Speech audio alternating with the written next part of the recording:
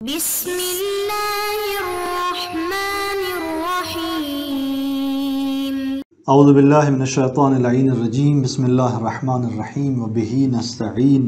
وہو خیر ناصر ومعین الحمدللہ رب العالمین وصلی اللہ علی محمد وآلہ الطیبین الطاہرین المعصومین۔ ہماری گفتگو کتاب المقاصد کے دوسرے حصے کتاب البیع کے مباحث میں جاری ہے، اور آج کے اس درس کا عنوان فضولی کی پہلی صورت کے حکم کے دلائل کو بیان کرنا ہے۔ گزشتہ درس کے اندر ہم نے فضولی کی صورتوں کی طرف اشارہ کیا اور کہا کہ 3 مسئلے یہاں پر متصور ہیں۔ پہلا مسئلہ جس کی طرف اشارہ ہوا کہ جہاں عاقد جو ہے وہ مالک کے لیے بیع انجام دیتا ہے اور مالک کی جانب سے پہلے ممانعت اس کے لیے موجود نہیں ہوتی، من جو ہے وہ اس کو پہلے سے حاصل نہیں ہوتا، اور اس مالک کے لیے وہ عقد انجام دیتا ہے، بیع انجام دیتا ہے۔ ہم نے کہا کہ قدر متیقن یہی صورت ہے، اس کے بعد حکم بیان ہوا صحت کا۔ آج کے اس درس کے اندر اسی کو آگے بڑھاتے ہیں، اور اہم مطالب میں سے ایک عنوان صحت کے قول پر عمومات اور اطلاقات سے استدلال، جو مشہور کے نقطہ نگاہ سے کیا گیا ہے، جس سے ثابت کیا گیا کہ یہ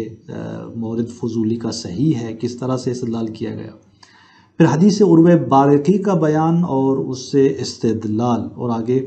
اسی حدیث کے حوالے سے مناقشہ جو شیخ انصاری فرمائیں گے۔ تو چلتے ہیں اپنے پہلے عنوان کی طرف کہ جس میں آغا مشہور کی نظر کے دلائل کو واضح کر رہے ہیں، اور مشہور کی نظر واضح ہوئی کہ اس مورد میں کہ جہاں پر پہلا مسئلہ فضولی کا بیان ہوا کہ جس میں وہ فضولی مالک کے لیے بیع انجام دیتا ہے اور پہلے سے کوئی من مالک کی جانب سے اس کے لیے ممانعت بھی نہیں ہوتی، تو یہاں پر مشہور نے کہا کہ یہ معاملہ صحیح ہے، یعنی موقوف جاز لاحقہ پر۔ اس کی صحت کے دلائل کیا ہیں؟ فرماتے ہیں کہ لعموم ادلۃ البیع والعقود، اس لیے کہ یہاں پر ادلہ بیع اور ادلہ عقود جو ہیں وہ عمومیت رکھتے ہیں۔ اوفوا بالعقود احل اللہ البیع، یہ تمام تر عمومات دلائل جو ہیں وہ عموم رکھتے ہیں، اور یہ عموم یہاں اس مورد کو بھی شامل ہے۔ بس اس اجماع کے علاوہ، شہرت فتوائی کے علاوہ جو پیچھے اشارہ ہوا اس مسئلے پر، ہمارے پاس عمومات ہیں۔ لأن خلوه عن اذن المالک، اس لیے کہ مالک کے اذن سے اس کا خالی ہونا، اس عقد کا، عقد فضولی کا، لا یوجب سلب اسم العقد والبیع عنہ، موجب نہیں ہوتا کہ اس میں عقد اور بیع اس سے کیا ہو جائے، سلب ہو جائے۔ تمام ادلہ جو کہ بیع اور عقود کے ہیں، ان کے عمومات ہمارے اس مورد کو شامل ہیں، یعنی چونکہ جب اذن مالک سے یہ عقد خالی ہے اور اس پہ اس میں عقد اور بیع صدق کرتا ہے، تو واضح کہ صورت میں یہ شامل ہو جائیں گے عمومات اس مورد کو بھی۔ پھر یہاں پر آپ فرماتے ہیں کہ وَاشْتِرَاطُ تَرَتُّبِ الْأَثَرِ بِالرِّضَا وَتَوَقُّفِهِ عَلَيْهِ أَيْضًا لَا مَجَالَ لِإِنْكَارِهِ، فرماتے ہیں کہ اثر کے ترتب کا مشروط ہونا رضا کے ساتھ، یعنی اگر مالک راضی ہوگا تو اس عقد کا جو اثر ہے وہ مترتب ہوگا۔ وَتَوَقُّفِهِ عَلَيْهِ أَيْضًا، اور یہ شرط کہ وہ اثر موقوف ہے اسی رضا پر، لا مجال لِإِنْكَارِهِ، یا فرماتے ہیں کہ اس کے انکار کی کوئی گنجائش نہیں ہے، یعنی ایسا تو نہیں کہ ہم اس کا انکار کر رہے ہوں۔ جب ہم کہتے ہیں کہ یہ مورد بیع فضولی کا درست ہے، صحیح ہے، اس کا مطلب یہ نہیں کہ ہم اس پہ اثر مترتب کر رہے ہیں رضا کے بغیر۔ معاملات فضولی کے اس جہت سے کمی کاستی رکھتے ہیں کہ اس کے اندر چونکہ رضا ابھی تک نہیں آئی تو اثر مترتب نہیں ہوگا، یہ قابل انکار نہیں ہے۔ جب صحت کی بات کی جاتی ہے تو مقصود یہ نہیں ہوتا کہ یہاں پر مالک کی رضا کی ضرورت نہیں ہے، بلکہ حکم بصحت اس تعلیقی طور پر ہے کہ مالک کی رضایت اس کے ملحق ہو۔ تو پس آپ فرماتے ہیں کہ ادلہ جو بیع اور عقود کے ہیں ان کے عمومات ہمارے اس مورد کو شامل ہیں، اس اعتبار سے یہ صحیح ہے۔ فلم یبقى الکلام، بس کلام باقی نہیں رہتا مگر الا فی اشتراط سبق الاذن، کس بات پر؟ کلام باقی نہیں رہتا مگر باقی رہتا ہے تو کہاں پر؟ سبق اذن کے اشتراط میں، کہ آیا اذن کا سابق ہونا اس عقد کے لیے شرط ہے تاکہ یہ معاملہ درست قرار پائے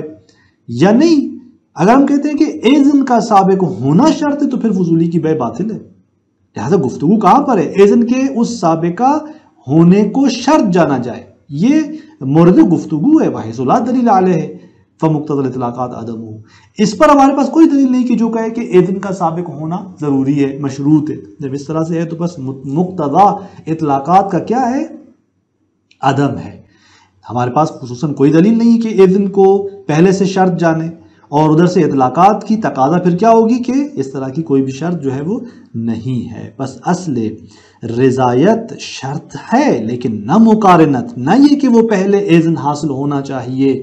تاکہ آپ کہیں کہ یہاں پر چونکہ اذن نہیں ہے لہذا فضولی کی بیع درست نہیں ہے۔ نہیں، ایسا بالکل نہیں ہے۔ بس اذن سابق شرط نہیں ہے لہذا اطلاقات ہمارے اس مورد کو شامل ہیں اور یہ بیع فضولی درست ہو جائے گی۔ فرماتے ہیں کہ وہ مرجع ذالک کلہ الی عموم حل البیع و وجوب الوفاء بالعقد۔ یہاں پر چونکہ تخصیص زائد میں شک ہے تو لہٰذا اس پوری گفتگو کا مرجع اور اس کی بازگشت، اس کا پلٹنا کس کی طرف ہے؟ اس عموم کی طرف۔ احل اللہ البیع اور وفوا بالعقود، بیع کا حلال ہونا اور وفوا بالعقود، وفا کا واجب ہونا عقد کے نسبت، ان کی جو عمومیت ہے یہ اس کی طرف پلٹتی ہے بات کہ جب فضولی معاملہ کرتا ہے ہم کہتے ہیں کہ یہ اجازت بعدی جو مالک کی بعد میں اجازت واقع ہونی ہے اس کے نقطہ نگاہ سے فضولی کا یہ معاملہ اس عام سے خارج نہیں ہے۔ اگر شک ہوتا ہے کہ آیا اس صورت میں یہ معاملہ باطل ہے باطل نہیں ہے تو ہم کہتے ہیں کہ تخصیص سے، چونکہ جہاں پہ ہم یہ کہہ رہے ہیں کہ جہاں اجازت ہی نہیں ہے، اذن ہی نہیں ہے مالک کا، حتی لاحق بھی نہیں ہے، وہ تو خارج ہے، لیکن جہاں اذن لاحق ہے، اجازت لاحقہ آنی ہے، متصور ہے، اس کے اعتبار سے یہ معاملہ دیکھا جائے تو پھر یہاں پر آپ فرماتے ہیں کہ اس طرح اگر شک کیا جائے اس کی درستگی میں تو یہاں عمومات پہ جو ہے عمومات سے تمسک کیا جائے گا اور یہ پورا پلٹتا ہے اس کی طرف۔ چونکہ خارج کون سا مورد ہے؟ وَخَرَجَ مِنْهُ الْعَارِي، اس عموم سے جو خارج ہے وہ مورد ہے کہ جو عاری ہے اذن والاجازہ معاً، نہ سابقہ اذن حاصل ہو وہاں پر اس عقد کے لیے مالک کی جانب سے اور نہ لاحقاً جو ہے وہ اجازت اس کی طرف سے آ جائے، اذن اور اجازت دونوں وہاں پر نہ ہوں۔ یہ جو عاری ہے اذن و اجازت معاً دونوں سے، یہ خارج ہے ان عمومات سے۔ وَلَمْ يُعْلَمْ خُرُوجُ مَا فَقَدَ الْإِذْنَ وَلَحِقَ الْإِجَازَةَ، بس معلوم نہیں ہے، یعنی روشن نہیں ہے خروج اس چیز کا کہ جو فاقد اذن ہو، اذن نہ رکھتا ہو مورد اور اجازہ اس کو لاحق ہو جائے، اس کا خروج ان عمومات سے یقینی نہیں ہے۔ یعنی آپ کے پاس کوئی ایسی دلیل نہیں ہے جو تخصیص دے اور اس کو یقینی طور پہ خارج کرے۔ بس اگر شک کے مقام میں ہے اور آپ کو شک ہو رہا ہے کہ جہاں پر اجازت لاحقہ آ رہی ہے اور اذن سابقہ نہیں تھا تو یہ مورد آیا ان عمومات میں ہے نہیں ہے، تو یہاں پر ہم عموم سے تمسک کریں گے چونکہ یہ اسباب تخصیص زائد میں شک کے باب سے ہوگا اور لہٰذا یہاں پر یہ فضولی کا جو مورد ہے وہ ان عمومات کے ذیل میں آئے گا اور یہ حکم یہاں پر آئے گا کہ یہ بیع درست ہے اور یہ عقد درست ہے۔ اس کے بعد ایک اور دلیل کی طرف آگاہ اشارہ کرتے ہیں اور اس کو پلٹاتے ہیں اسی پیچھے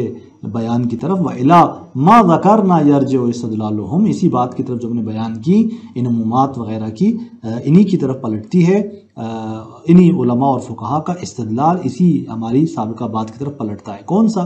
بِأَنَّهُ، وہ استدلال جو کرتے ہیں اس بیان سے کہ بِأَنَّهُ عَقْدٌ، یہ فضولی کا عقد ہے، صَدَرَ عَنْ أَهْلِهِ فِي مَحَلِّهِ، صادر ہوا ہے اس کے اہل سے، فی محلہ، کہ بِأَنَّهُ عَقْدٌ صَدَرَ عَنْ أَهْلِهِ فِي مَحَلِّهِ، یہ ایک عقد ہے کہ جو اپنے اہل سے اپنے محل میں صادر ہوا ہے۔ یعنی در واقع یہاں پر اہل سے مراد وہ شخص چونکہ انسان ہے، ایک ایسا انسان ہے کہ جو اہلیت رکھتا ہے، یعنی کامل ہے، شرائط کے اعتبار سے عاقل بالغ مختار ہے اور اس سے یہ عقد صادر ہوا ہے، اور جب اس طرح سے ہے یعنی یہ عقد صدر من اہلہ اور فی محلہ، یہ صغرا کے عنوان سے اس کو آپ نظر میں رکھیں، لہٰذا اس کی کبرا چونکہ وہی عمومات قرار پاتے ہیں کہ ہر عقد جو ہے اس کی نسبت وفا واجب ہے، یعنی یہ عقد ہے اور ہر عقد کی نسبت وفا واجب ہے، بس لہٰذا اس کی نسبت وفا واجب ہو جائے گی۔ اس اعتبار سے یہ کہنا کہ عقد صدر عن اہلہ فی محلہ، یہ ان کا استدلال پلٹتا ہے پیچھے ہمارے اس بات کی طرف، یعنی کبرا انہی عمومات سے آ جاتی ہے جو اس کو کامل کر رہی ہوتی ہے۔ لہٰذا آپ فرماتے ہیں کہ اس طرح ان بیانات سے واضح ہوتا ہے کہ یہ عقد فضولی صحیح ہے۔ اس کے بعد فرماتے ہیں کہ فما ذکرہ فی غایت المراد، وہ بات کہ جو غایت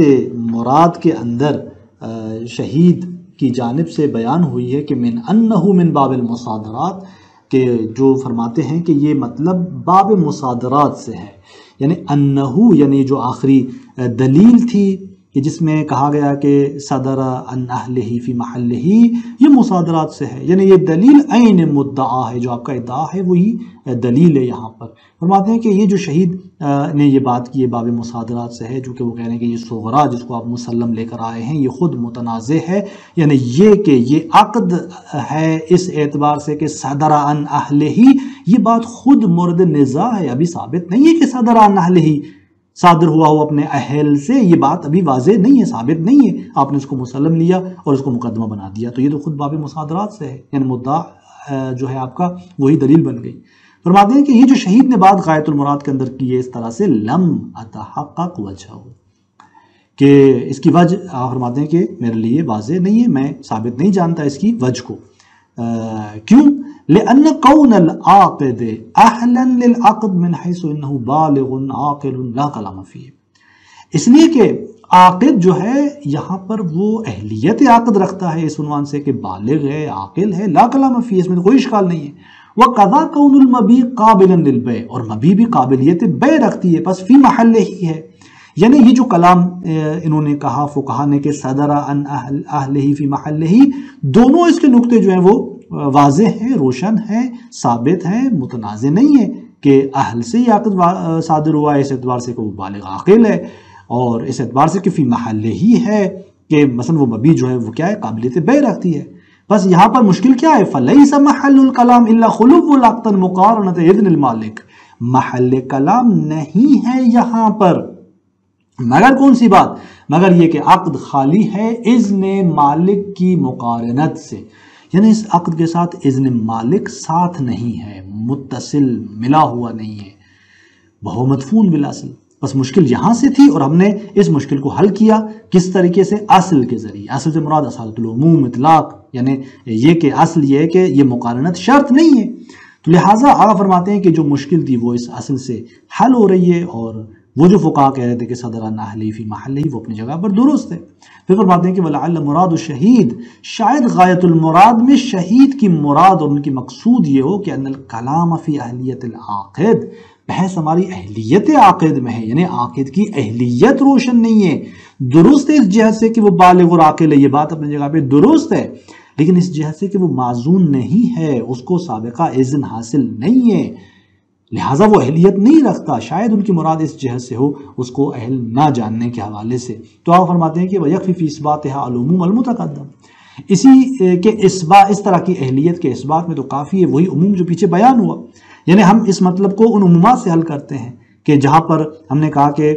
ہم رجوع کریں گے اس مورد میں جہاں اجازہ لاحقہ آ رہا ہے ان عمومات کی طرف، اور یہ مسئلہ جو ہے وہ اس اذن اور اجازت کے عنوان سے حل ہو جاتا ہے کہ جہاں اجازہ لاحقہ ہو تو وہ بھی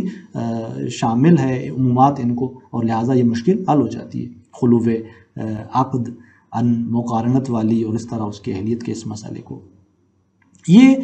مطلب یہاں تمام ہوتا ہے، اور یہ عمومات کے ذریعے، اطلاقات کے ذریعے جو دلیل قائم کی گئی مشہور کے اس نظریے صحت کے حوالے سے، یہ یہاں سے اس بیان کے ذریعے روشن ہوتی ہے بات۔ اس کے بعد اگلی دلیل کی طرف آگے بڑھتے ہیں جو کہ حدیث عروہ بارقی ہے، جس کو پہلے بھی ہم بیان کر چکے تھے اور ابھی تفصیل سے آگے اس کو بیان کر رہے ہیں کہ عروہ بارقی کی روایت سے کس طرح سے استدلال ہوتا ہے اس صحت پر۔ وقد اشتہر الاستدلال علیہ بقضیت عروۃ البارقی، فرماتے ہیں کہ استدلال مشہور ہے اس مطلب پر عروہ بارقی کے داستان اور اس کے قضیے سے، حیث دفع علیہ النبی صلی اللہ علیہ وآلہ وسلم دینارا، قضیہ کیا تھا، داستان کیا تھی کہ جب نبی اکرم اسلام نے اسے ایک دینار دیا اور وقال لہو، اور اسے فرمایا کہ اشتر لنا بہی شاۃً للأضحیہ، کہ اس کے ذریعے یعنی اس پیسوں سے تم ہمارے لیے قربانی کا بکرا جو ہے وہ خرید کرو۔ فاشترى بہ شاۃین، اور اس نے 2 بکرے خرید کیے۔ ثم باع احدہما فی الطریق بدینار، اور اس نے پھر ان میں سے ایک کو راستے میں 1 دینار کے عوض بیچ دیا، یعنی وہ کام انجام دیا، ایک بکرے کی جگہ 2 بکرے خریدے، پھر ایک کو 1 دینار کے عوض بیچ دیا، اور یوں وہ 1 بکرے اور 1 دینار کے ساتھ نبی کرام اسلام کے پاس پہنچتا ہے۔ فَأَتَى النَّبِيَّ صلی اللہ علیہ وآلہ وسلم بِالشَّاةِ وَالدِّینار، پھر وہ نبی کرام اسلام کے پاس حاضر ہوتا ہے 1 بکرے اور دینار کے ساتھ۔ فقال لہو رسول اللہ صلی اللہ علیہ وآلہ وسلم، نبی کرام اسلام نے اسے فرمایا کہ بارک اللہ لک فی صفقۃ یمین، دعا دی درگاہ پہ کہ خدا تیرے معاملے میں برکت ڈالے۔ تو اس طرح آپ نے دیکھا کہ قضیے عروہ بارکی یہ تھا۔ فَإِنَّ بَيْعَهُ وَقَعَ فُضُولًا، اب اس کی جو بیع، بیچ میں اس نے جو بیع انجام دی، جہاں پہ وہ اس نے ایک بکرے کو دیا اور 1 دینار کے عوض میں، تو یہ اس کی بیع کیا واقع ہوئی، کیسے واقع ہوئی؟ فضولاً واقع ہوئی۔ وَإِن وَجَّهْنَا شِرَاءَهُ عَلَى وَجْهٍ يُخْرِجُ مِنَ الْفُضُولِ، اگرچہ ہم اس کے شراء کی توجیہ کریں اس اعتبار سے کہ وہ فضولی سے خارج ہو جائے، چونکہ بعض نے کہا ہے کہ اس کی شراء بھی فضولی تھی، چونکہ پیغمبر نے اسے کہا تھا کہ ایک بکرا اس 1 دینار سے خرید لو، جبکہ اس نے 2 بکرے خریدے تھے، تو یہ 2 بکرے خریدنا اس کا جو ہے وہ اس طرح سے اسے اجازت نہیں تھی، تو یہ فضولی تھا اس کا معاملہ۔ تو شراء کے حوالے سے بھی تو بعض نے کہا کہ نہیں، ممکن ہم شراء میں توجیہ کریں، کہیں کہ پیغمبر نے کہا کہ اس کے ذریعے ایک شاۃ خریدو، تو شاۃ جو ہے وہ جنس مد نظر ہے، اس میں جنس کے عنوان سے وہ ایسا نہیں کہ ایک کو فقط شامل ہو، متعدد کو شامل ہو سکتا ہے یہ کلمہ، تو اس اعتبار سے ممکن ہم شراء کے حوالے سے توجیہ کریں، لیکن اس کی بیع تو واضح ہے کہ فضولی تھی، بیع کے حوالے سے نبی گرامی اسلام اس کو اجازت نہیں دی ہوئی تھی، اذن صریح تو نہیں تھا ان کی جانب سے، تو پس بیع فضولی تھی اور اس کا یہ معاملہ جو ہے وہ درست تھا، لہٰذا اسی سے استدلال کرتے ہیں بزرگان کے پس فضولی جہاں پر وہ کسی اور کے لیے بیع انجام دے اور پہلے سے ممانعت نہ ہو اس کی طرف اس کی مالک سے، اور اس طرح کا معاملہ فضولی ہے اور یہ معاملہ درست ہے، اجاز لاحقہ پہ موقوف ہے، جس طرح پیچھے اطلاقات اور عمومات سے تمسک ہوا، اس طرح حدیث عروہ بارکی۔ پھر یہاں پہ شیخ مناقشہ کرتے ہیں البتہ اس روایت کے اندر کہ ھذا ولکن لا یخفی ان الاستدلال بها یتوقف علی دخول المعاملۃ المقرونۃ برضا المالک فی بیع الفضول۔ یہ بات یہاں تک آپ اس کو اخذ کریں، لیکن مخفی نہیں ہے یہ بات کہ استدلال اس حدیث کے ذریعے موقوف ہے اس بات پر کہ معاملہ کہ جو مقرون ہے مالک کی رضا کے ساتھ بیع فضولی میں داخل ہو، یعنی آپ آئیں پہلے اس معاملے کو بیع فضولی کا مصداق جانیں، وہ معاملہ کہ جہاں رضایت مالک یعنی مالک باطن میں اس کے اس فعل کی نسبت راضی ہے اور اس کا وقت اس طرح رضایت باطنی کے ساتھ مقرون ہے، آپ اس کو بیع فضولی کا مصداق بنائیں، تب جا کر آپ اس سے استدلال کر سکتے ہیں۔ اور آپ فرماتے ہیں کہ واضح ہے کہ یہاں پر مناقشات موجود ہیں، اس طرح سے اس سے استدلال قائم کرنے میں مزید اس سلسلے میں توضیح جو اس مناقشے کی ہے وہ اگلے درس کے اندر انشاءاللہ بیان کرتے ہیں۔ والسلام علیکم ورحمۃ اللہ وبرکاتہ۔